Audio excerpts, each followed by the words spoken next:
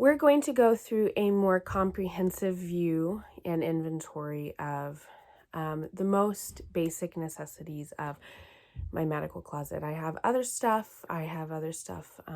In back storage, but this is what is like the bread and butter of what we need within our medical stuff.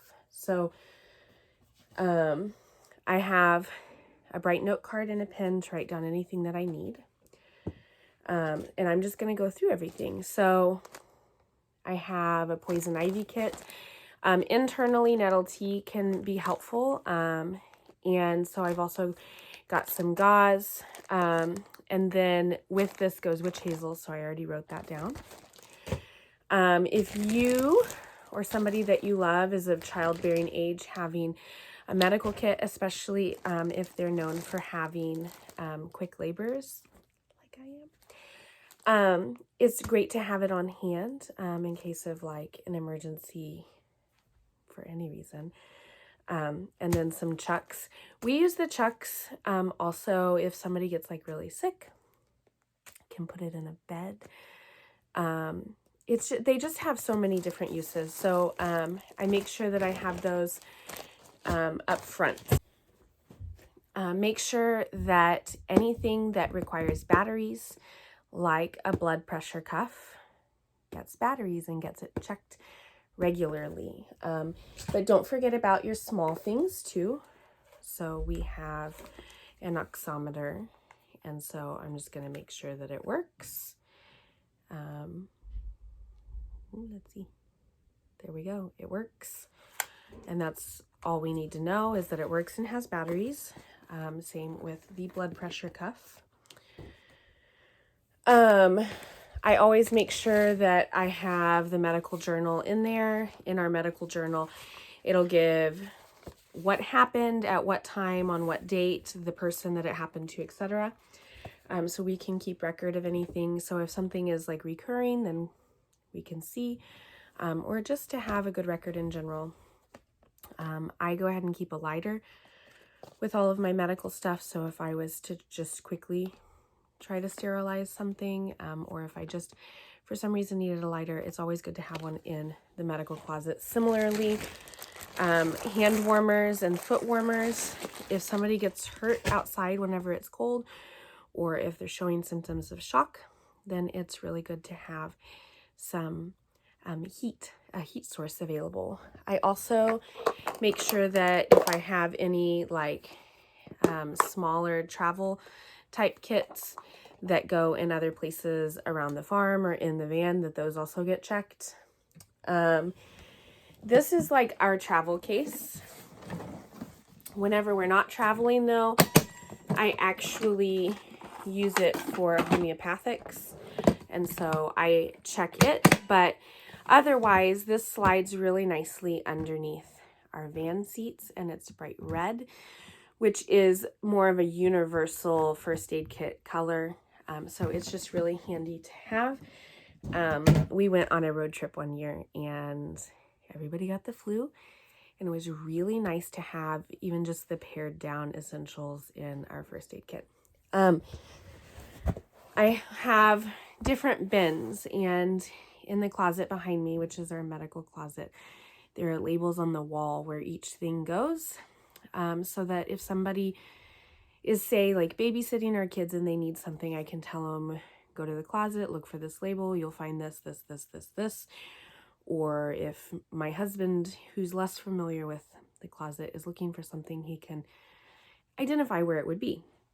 So like this is for stomach issues, so I'm always going to have psyllium powder. It's great for indigestion and everything. I've got bentonite clay in here, activated charcoal, and so I always have a tummy kit. I also always have a topical ointment kit. So we've got castor oil, colloidal silver, glycerin, witch hazel, and iodine in here. I would normally also have alcohol and stuff like that, so I need to put that on my list. Maybe somebody took out the isopropyl alcohol, so that's one of the reasons why I do the inventory as well. because if you expect it to be there and you're in a dire emergency and you need it to be there and it's not there, it doesn't matter if you have it. So I need to make sure, I know I have some, I need to make sure that it comes back and gets into this bin. I also have a kid bin specifically for topical issues. The kid bin always has Band-Aids front and center, so they know that's the bin. It has iodine pads because it's easier for them to handle, but they know, especially being on the farm, that if they get a surface wound, so a scratch from a chicken or something like that, that it always gets wiped out with iodine. It's got both store-bought and homemade stuff. So we've got some arnica in here. We've got some calendula in here. Some homemade salve. There's also a drawing salve and a homemade one. Just different things that can be used for splinters, for scratches, for insect bites, etc. But mainly geared towards kids, but obviously we can use it too. I have a pain and injury basket. So it's going to have like the very basics of some like compression socks and knee braces and stuff like that. It's got like arnica in it. It's got things for like hot and cold packs, creams and gels and different things like that inside of that line. Then I've got a general wellness basket. So in that one, I've got like B vitamins, vitamins in general that maybe not a specific person is taking all of the time. Activated quercetin, beta-glucan, vitamin A and D, NAC, echinacea, vitamin C, more vitamin D in there, more zinc in there. And so this is like the general wellness. Like you generally don't feel well, go get the general wellness basket and let's see what we can do. I also have a general baby and maternity type of basket. So it's going to have evening primrose in it. It'll have red raspberry in it. It will have different creams, different things, vitamin D drops for baby, etc. And I keep that on hand.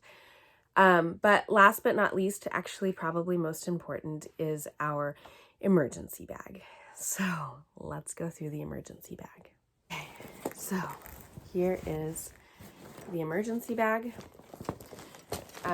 You can see that it has many different compartments. I like that it's this color because you can't miss it. Everybody knows in our family, or anybody that interacts with our family in a real meaningful way, like if my parents come to visit or whatever, they know where this bag is, that it exists, and they have a basic understanding of what's inside of it. So let's at least look through some of it. I will do some of the highlights. So I keep finger cots because I can find them really inexpensive, and we went through this season where like everybody was getting finger injuries, so I keep them. Of course, I have gloves. Having the right size gloves for the people that are most likely to use it is really important. So most of mine are small, but then there's some for my husband as well. There's more heat packs like I was telling you about. Then we've got gauze pads and surgical sponges. We have wrap bandages of different kinds and sizes and for different needs. And so knowing some of the things that you have, where they are in your bag, is important. Because again, just like how the alcohol wasn't in the topical bin, if you have the thing and are not familiar with where it is, then it's not really that helpful. I have different sets of scissors in case I need them, but more importantly, because they get used more often, are different sets of tweezers. Let's see. I also have an emergency blanket, similar to the need of the heat packs. I already mentioned that there are thermometers in here that we check batteries for, but then having a thermometer that doesn't require batteries is also very nice to have just in case. It's just a little bit slower usually. There's a tourniquet in here, and the reason I have the tourniquet is because I have a venom extractor. And the venom extractor actually gets used a lot. We have used the venom extractor for bee stings. We have used the venom extractor for bug bites. We have used the venom extractor to, after we got most of a splinter out and couldn't get the rest, we used the venom extractor. Actually a really handy tool. The reason that I bought it to begin with is because it helped us get the head of a tick out that was stuck and embedded. So I definitely recommend that. And then if we go on the sides of the bag, has these little zip spots, and there we've got a blood pressure cuff. And you know what is missing, which again, this is why I do the check, is I have 2 stethoscopes, and I'm not seeing either stethoscope. Kind of important. So I will find the stethoscopes. But we do have stethoscopes. And then on the other side of my bag, I have a pupil gauge that has a light. And I have an otoscope for checking ears and throat and everything. So that's like the basics of the bag. I go through this periodically. Ideally, I'd like to do it like once a month or every 6 weeks. Life sometimes doesn't allow for that. So writing it into my calendar even quarterly means that I am making sure that our supplies are always restocked. Being on the farm, it's really important to make sure that we have this stuff, because the chances of a bad accident here versus whenever we lived in the city are much higher. However, even when we lived in the city, I actually still had the red box, and I, for several months, I still had the fluorescent bag. Oh, you know what? I just realized where the stethoscopes are. They're in here. I forgot that the lid, again, this is why I do this. I forgot that the lid had them inside of it. So I have 2 stethoscopes in there. Anyways, it's important for us to go through this. It's important for us at least quarterly to make sure that we have the supplies that we need if, heaven forbid, something was to happen.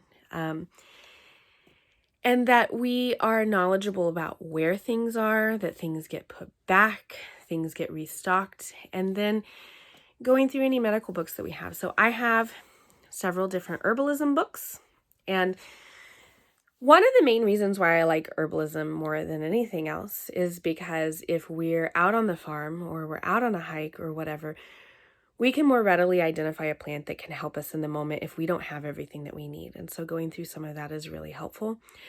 We have a basic first aid book that we're teaching our kids with. We also have a medical field guide, which is obviously very helpful, and a bunch of other books. So also periodically going through different sections of those books can sometimes be the difference between life and death. For us, it's also about making sure, like, if there's a major emergency, if we have all of this type of stuff and we have the basic knowledge and we have the books and stuff, we can hopefully deal with the situation while we're either on our way to the emergency room or an ambulance is coming. And that is those life or death situations. This isn't saying that we're trying to replace anything. This is being mindful that we have a greater risk because of where we live and the lifestyle that we have. But again, we did this whenever we were in the city too, because we also want our family, our kids, to understand that these are useful skills. If they, like when we were in Boston, we actually saw this man have a heart attack or a seizure. I still don't know. But like, we didn't panic. Like, our whole family was there and we didn't panic. We mobilized. And that's what I want that is how I want to raise my kids. I want them to mobilize and not feel fear and panic, but feel equipped and empowered for whatever life throws at them, no matter how minor, like some scratch or cut that needs an ointment and a finger cot, or something that needs a lot more serious attention. So I hope that this was helpful. Oh, I forgot one basket. This basket is just all of my outdoor stuff. It's insect repellents, sunscreen. I have like a lime thing, aloe vera. I also have some different remedies and tinctures here. Most of these are store-bought. The things that I make on my own wind up in like my herbalism cabinet. I should probably consolidate, but for now, this is stuff that's readily on hand that I did not make, and then I have other places for things that I did make. Have little labels on the wall. It helps make sure that everybody knows where stuff is. So those are all the basics, like I said, and I alluded to it, but I don't think I said it outright, that my kids are very familiar with it too. I can ask my oldest for a thermometer and she knows where to find it. If something happened and I got a phone call or paged on a walkie-talkie that somebody was hurt, then I could ask my child, any one of my children, to go get the emergency medical bag, and they would know what I was talking about and be able to get it. So here are some different things that we have. I've got herbal first aid. I've got first aid for beginners, survival medicine handbook, different herbalism stuff, even some foraging things and medicinal plants and herbs, because if you are out hiking or whatever, it's good to know this stuff. So having a good book collection and knowing the information in them is also very helpful. If you have kids, I do recommend this if you're more on the natural path like I am. Sweet echinacea, I have never met a kid that wouldn't take this, and it's so good for so many different things. This is a great zinc to get, and then I recommend some sort of vitamin D drop to have on hand for a lot of different things. But beyond emergencies, general health, keeping somebody healthy, like whenever I was sick, I could ask my kids for certain things and they could go get it for me, or whenever I'm trying to take care of one of their siblings, they can help me get the things that I need. So it's just nice to have a central location.